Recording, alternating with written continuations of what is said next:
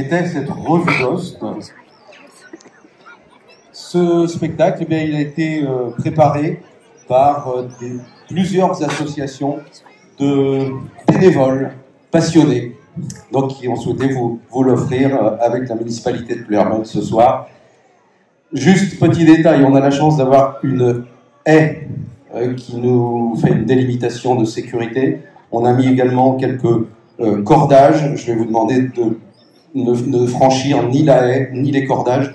Évidemment, c'est pour le passage des chevaux. Hein. Merci de votre compréhension. Faites bien attention aux enfants, surtout qui ne franchissent pas la barrière. Merci, bon spectacle.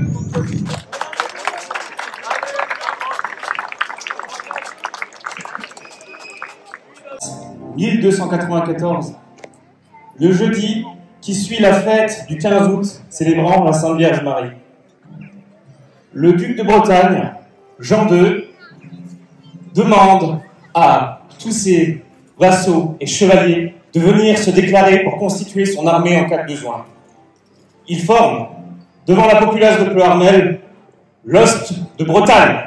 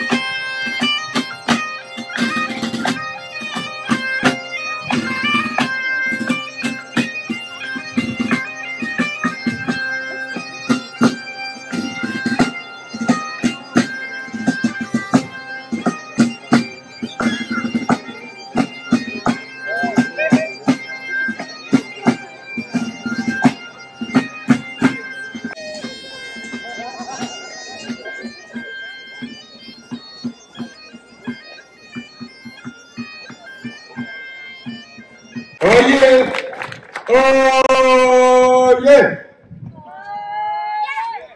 Gentles, messieurs, peuple de Bretagne, Manon, Ribaud, en ce jour du mois d'août 1294, faites honneur à messire Jean de Dreux, deuxième du nom, en tant que duc de Bretagne et comte de Richemont. Messire Jean est accompagné de dame Yolande de Lusignan, comtesse de la Marche, dame de Fougères et du Port-Ouette. Elle est usufruitière des dites terres de feu sa mère, Jeanne de Fougères. Messire Jean le deuxième, duc de Bretagne en sa bonne ville de Pleuhermel, en appelle à ses vassaux pour constituer son ost. Il charge Guillaume le Prestre, sénéchal du Port-Ouette, d'enregistrer les annonces et d'en constituer le parchemin officiel. J'en appelle au héros d'armes du sénéchal, Carreau, pour qu'il les présente avec moi.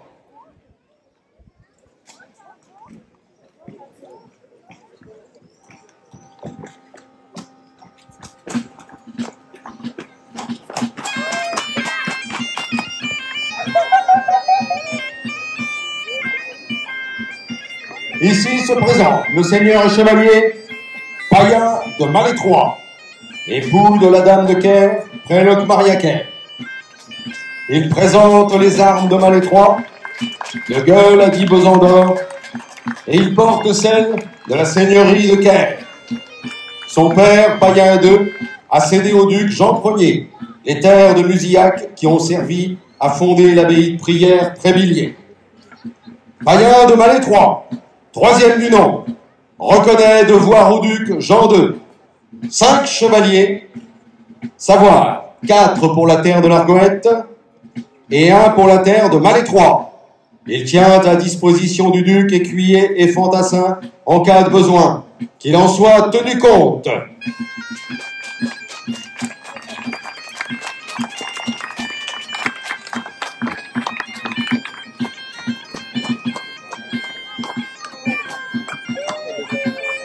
Monseigneur Pierre de Vannes, le deuxième.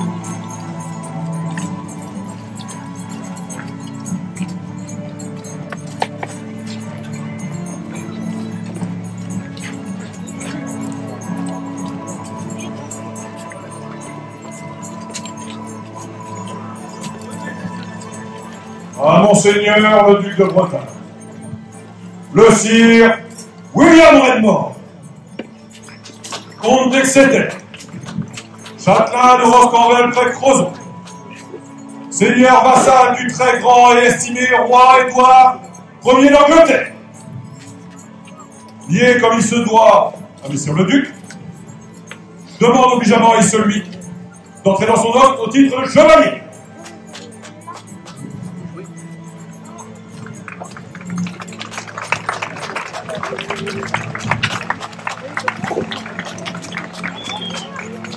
Messire Raymond, le duc Jean est très honoré de votre volonté de faire partie de son armée.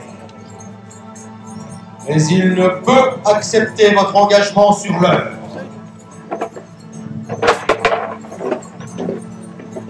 En effet, le duc Jean souhaite rester neutre. Il ne souhaite ni prendre parti pour sa belle famille anglaise, ni pour son suzerain, le roi de France. Mais si Raymond a fait le coup pour venir jusqu'ici, il insiste auprès de Jean de Bretagne, au nom des liens qui l'unissent à son roi et maître, Édouard Ier d'Angleterre. Derrière la ferraille.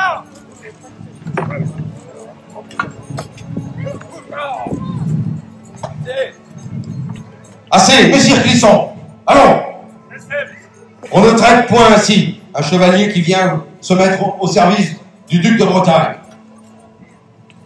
Cessez, s'il vous plaît.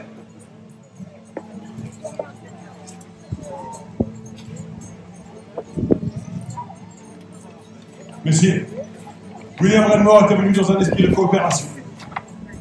Il a été offensé par ce seigneur de Clisson. Il demande prestement réparation de cet affront.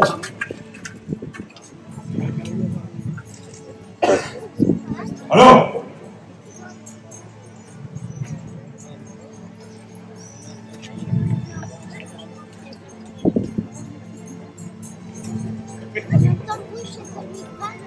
Messire Olivier, le duc ne vous a point demandé d'intervenir.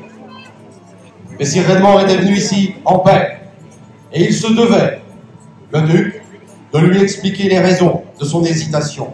Désormais, eh bien, il a raison de demander réparation. ah, C'est pourquoi le duc Jean décide qu'une joute doit avoir lieu sur le champ et qu'elle donnera raison au vainqueur.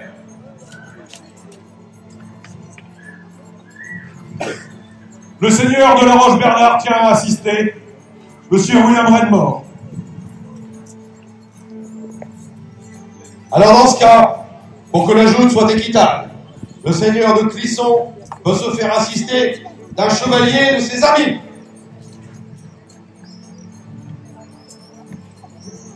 Messire Pierre Tournemine est ici en représentation de Monseigneur le duc de Bretagne pour les terres de la Hunaudaye. Il emporte les armes, il demande donc à assister le seigneur de Clisson. Accordez, messeigneurs, préparez-vous pour vous présenter à la populace.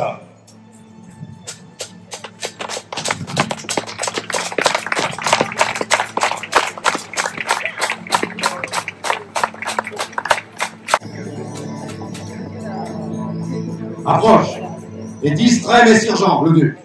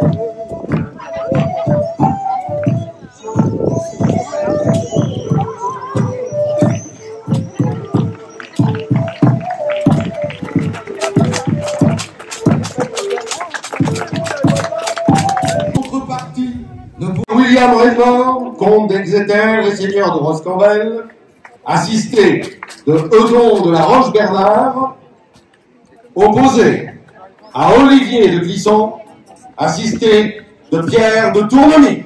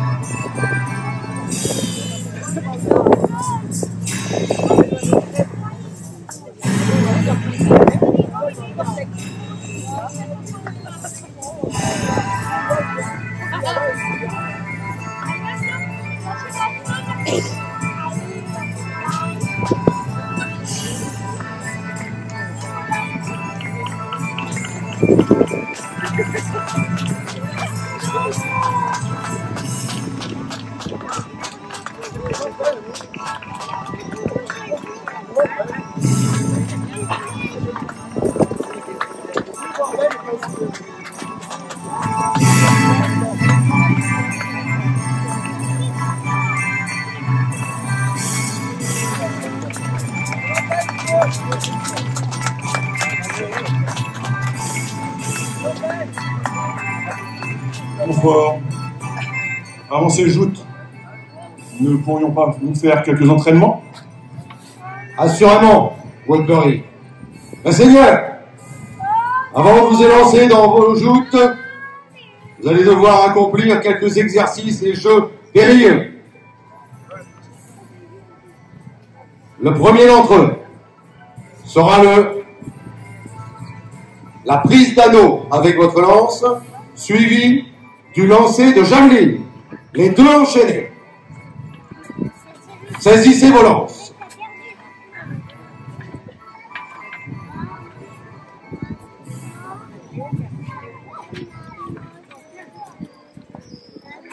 Selon l'ordre établi à l'issue des jeux, vous jouerez par élimination directe. Chacun des chevaliers s'engage à respecter le verdict. Un seul anneau, pour l'instant. Un seul anneau. Pour Olivier Clisson. Quel spectacle! Il reste une javeline.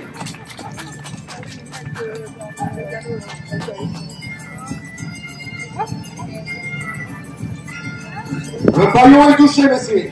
Ce n'est pas sensible. Le mi-temps. Ce n'est pas sensible, mon fort. Un seul anneau également. Un seul anneau. Pour messire de Tournemire.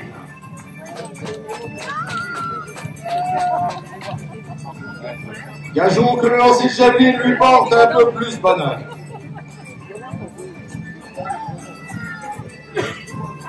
Et encore. Le centre de la cible est touché.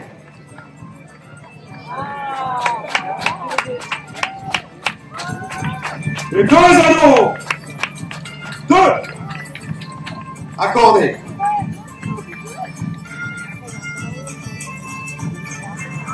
Et c'est ainsi. Vous avez abusé du pichet, Woodbury. C'était ainsi. Absolument pas. Sa monture le cachait. Le paillon n'est point touché. Ah, mon fort. Et trois. Voilà, messire de la Roche-Bernard. Ouais. On dirait que vous nous arrivez du sud de la Bretagne.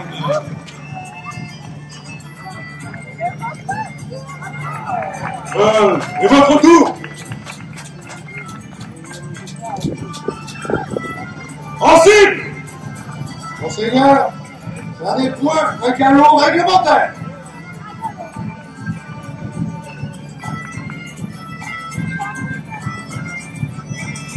Je voudrais qu'il fasse arrêter. Nous en parlerons plus tard. Allez, 2. 3 granons pour Pierre de Tournemire. 2. Montfort.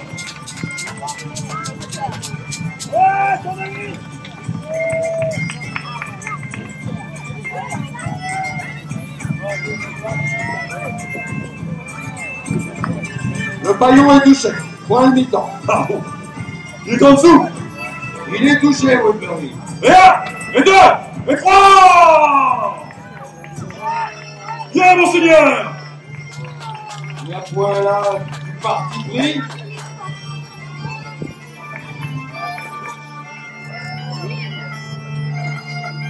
Non, Le ballon. nous ne l'accorderons pas. Pas cette fois.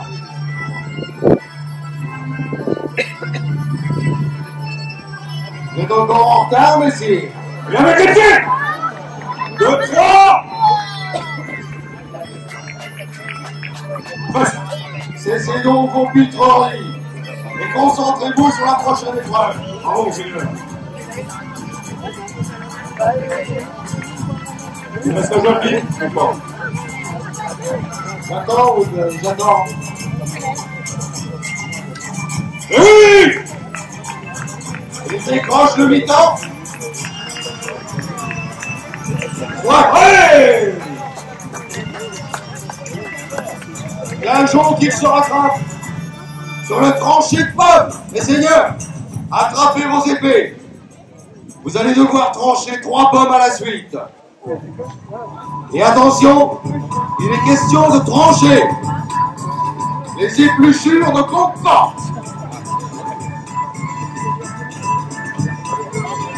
Aiguillez. Baissez vos têtes si vous ne voulez pas qu'elles servent de pomme. Allons-y, mon Dieu. Ça vous convient, mon frère? 2 pommes. Allez.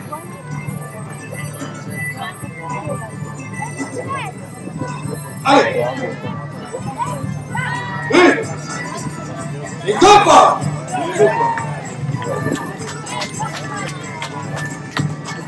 Allez, monsieur Valmore. Montrez-le. Hey. Elle ne devait pas être assez grosse, Woodbury.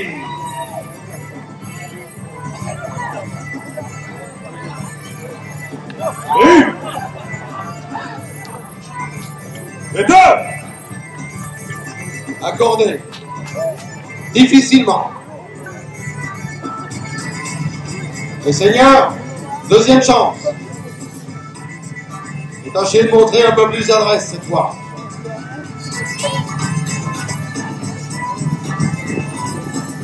Ne pavoisez pas ainsi, Woodbury.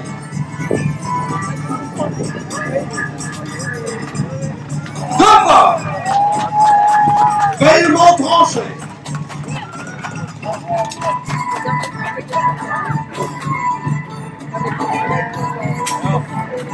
Trois pour le cire, tour de ligne. Attention les têtes.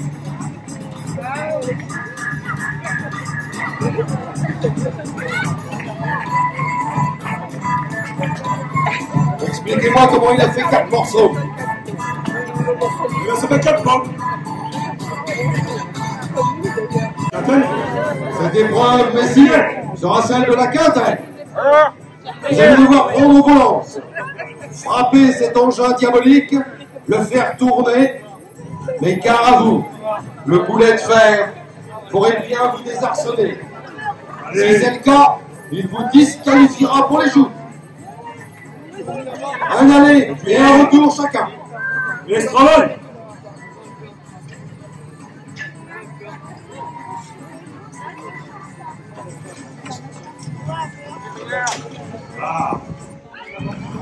Messieurs, allez.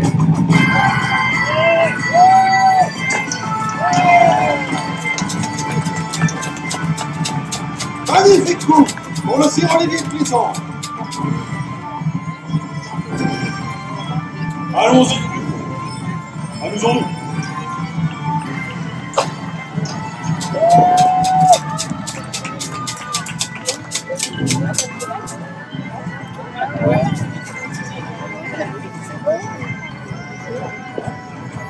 Vas-y, monsieur. Montre-le. Voilà. Et tu y es.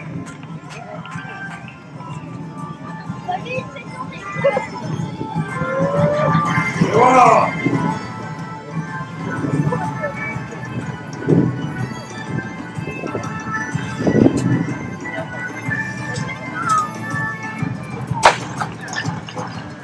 Les seigneurs, au premier coup de lance, ont été francs et directs.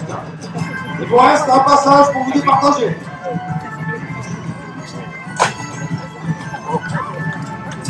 Réussi une deuxième fois.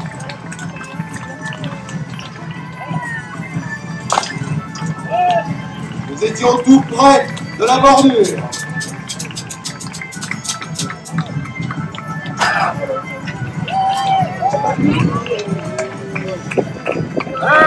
Voilà. Voilà, chevalier. Merci, Philippe.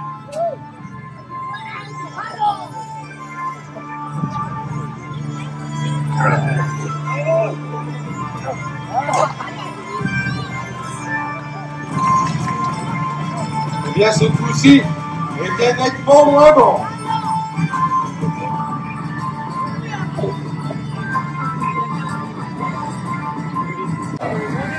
Le gagnant affrontera le chevalier suivant. Selon vos résultats, lors des exercices et des jeux, la première joute va opposer le seigneur de la Roche-Bernard à Pierre Tournemine.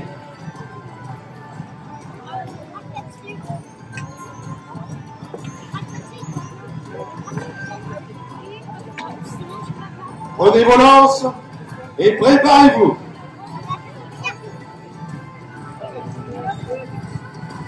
Et rappelez-vous, messires, vous êtes des chevaliers. Vous devez obéir à votre code d'honneur.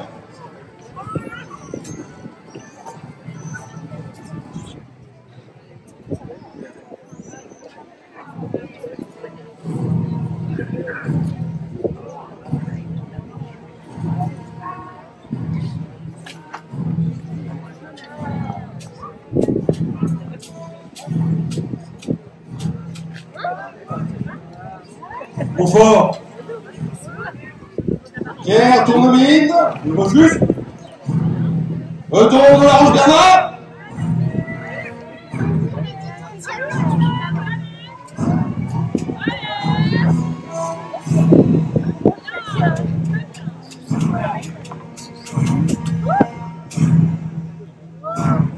Messire, Frappez fort. allez!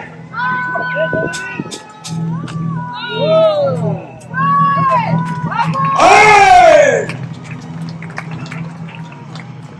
Le point est accordé à Eudon de la Roche-Bernard.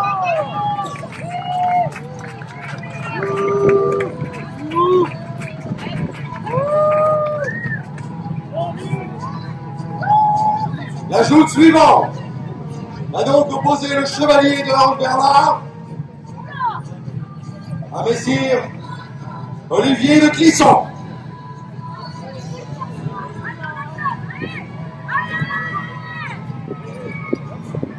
Messire, allez!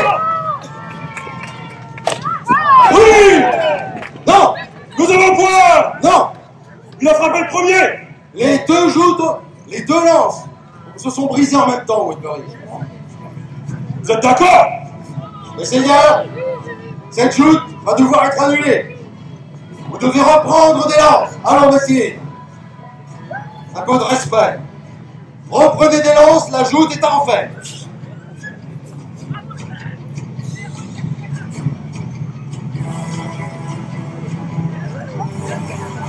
Messieurs, allez!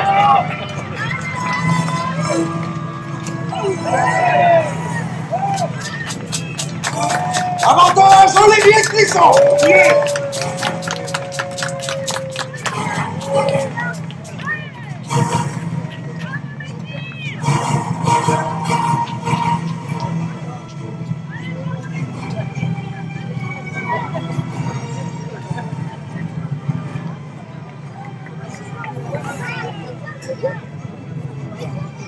Les seigneurs, voici donc la dernière joute. Rappelez-vous, il s'agit d'un engagement d'honneur. Pour savoir lequel d'entre vous avait raison.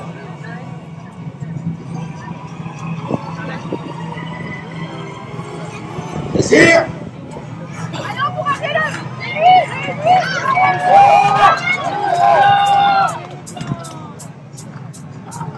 Allez, on va y aller. Prêt, fort, prêt, fort. Allez. Allez, messieurs, allez. Allez. ah, oui, non, Ça le voit. non, Allez. la joute est annulée par tricherie. Non, par du silence. Ou fort. Messire, Allez-y. non, Woodbury, Pas d'humour. vous ne l'a point perdu et lui a été subdivisé. Seigneur de la Roche-Bernard, cela n'est pas un beau geste. La joute est annulée, elle est à refaire.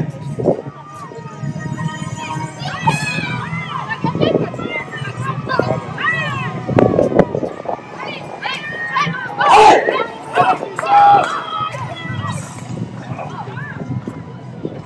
Heureusement qu'il n'était pas arrêté. Allez, messieurs.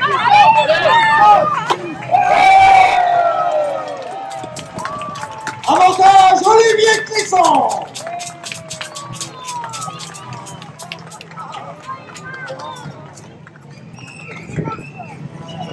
Le seigneur de Clisson gagne sa joute.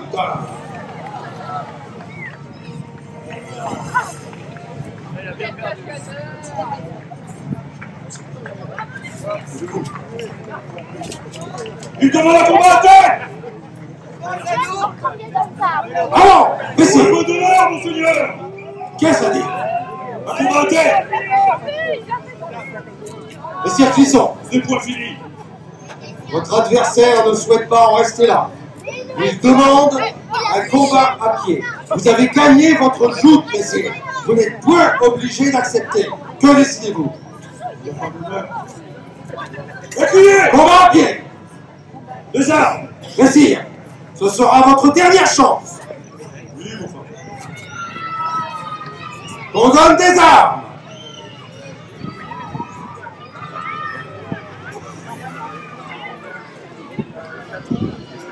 William William! William! William! William! William! Ouais! On va gagner, allez, vite.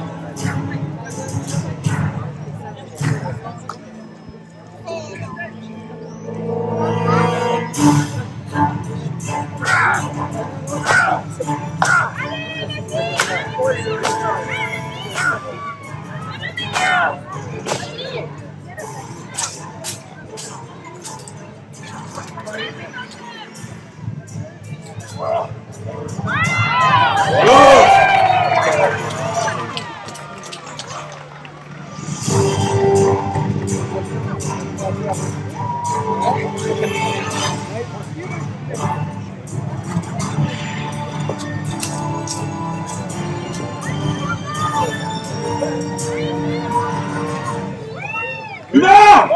Essayez là!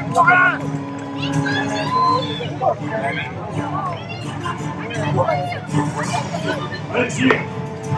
William! William! Alors!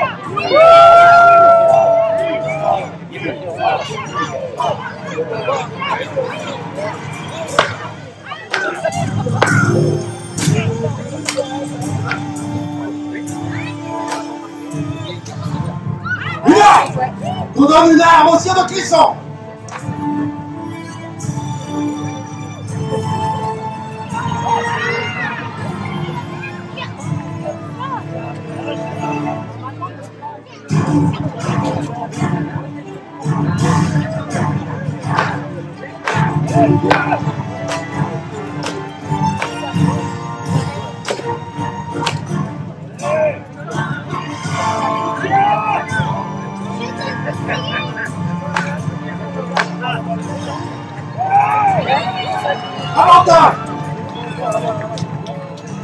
Alors, préparez.